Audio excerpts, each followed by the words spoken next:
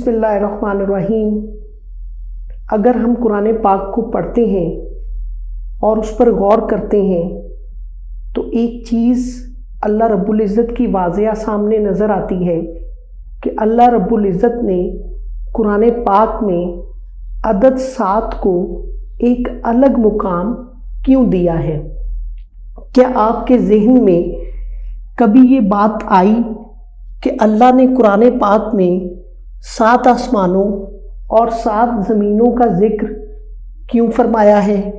کیا آپ نے کبھی سوچا پل صراط پر 7 مراحل کیوں طے کرنا پڑیں گے؟ 7 سال کی عمر میں ایک بچے کو نماز کا حکم کیوں دیا گیا ہے؟ حج کے موقع پر حاجی 7 مرتبہ کعبہ کا طواف کیوں کرتے ہیں؟ شیطان کو 7 کنکریاں ہی کیوں ماری جاتی ہیں؟ جہنم کے 7 دروازے ہی کیوں ہیں؟ 7 کا یہ حصہ اسلام میں اتنی اہمیت کیوں حاصل کیے ہوئے ہے؟ بخاری شریف کی ایک حدیث پاک میں حضور صلی اللہ علیہ وآلہ وسلم کا ارشاد ہے کہ جس نے صبح سویرے عجوا کی 7 کھجوریں کھائیں تو شام تک کوئی زہر یا جادو ٹونا اس کو نقصان نہیں پہنچا سکے گا۔ قرآن پاک میں نمبر 7 قرآن پاک میں 28 مرتبہ آیا ہے، جو کہ نمبر 7 کے ٹیبل میں بھی آتا ہے۔ قرآن پاک میں نمبر 7 کو اللہ نے انسان کے فائدے کے لیے دیا ہے، جو کہ آج کی دنیا میں بھی ایک ترتیب کے ساتھ موجود ہے۔ اگر ہم سائنس کو اسٹڈی کریں تو وہ بھی ہمیں یہ بتاتی ہے کہ زمین کے ماحول کے بھی 7 لیئرز ہیں اور زمین کے نیچے بھی 7 لیئرز ہیں۔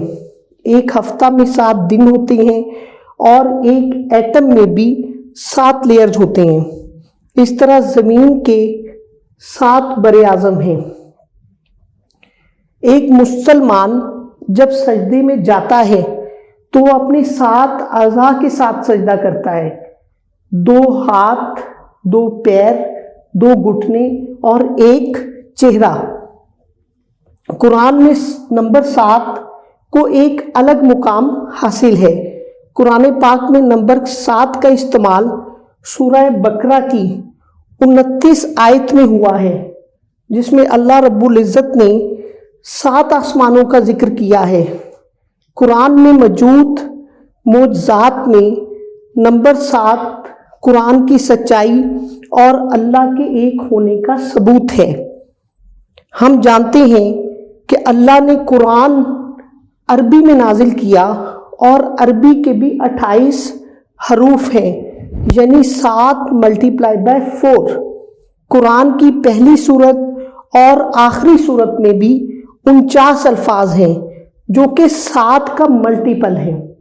حضور صلی اللہ علیہ وآلہ وسلم کا 63 برس کی عمر میں وصال ہوا، یعنی کہ 7 × 9۔ نمبر 7 کی یہ تمام نمیرک ترتیب محض ایک اتفاق ہے۔ یہ ان لوگوں کے لیے کھلی نشانیاں ہیں جو قرآن پاک کو نہیں مانتے۔